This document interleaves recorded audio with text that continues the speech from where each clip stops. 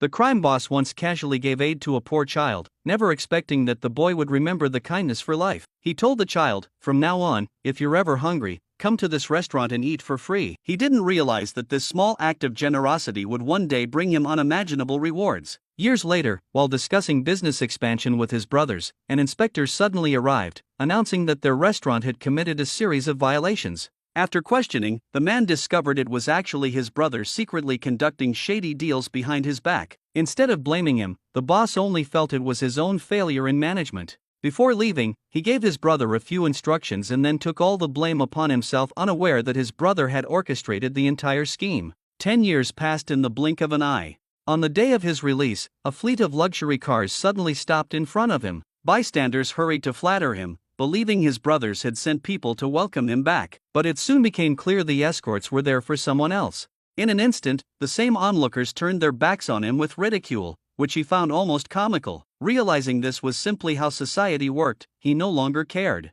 All he wanted was to find his brothers, reclaim what belonged to him, and live an independent, peaceful life. He went to the restaurant he once ran, where a luxury car soon pulled up, and out stepped the very brother who had betrayed him. The two embraced warmly, feigning closeness. After some small talk, they went into the office. Confronted with his brother's fake politeness, the man cut straight to the point, declaring he no longer wished to be involved in the underworld, he only wanted back the money from his investments. The brother explained that he had invested it all in hopes of earning more, but it had been lost in a stock market crash. He pleaded, "Brother, you won't blame me, will you?" The man replied, "It's not about trust. That money was meant for my child's future." But the brother admitted it was gone, and he had no way to repay him. The man didn't push further. Instead, he said he simply needed a place to stay and a job. Pretending to be generous, the brother offered him the entire hotel, but he refused, saying he only wanted a simple life. The brother then instructed his men to make arrangements. What neither of them knew was that the beggar boy the man had once helped had since become the richest man in the world.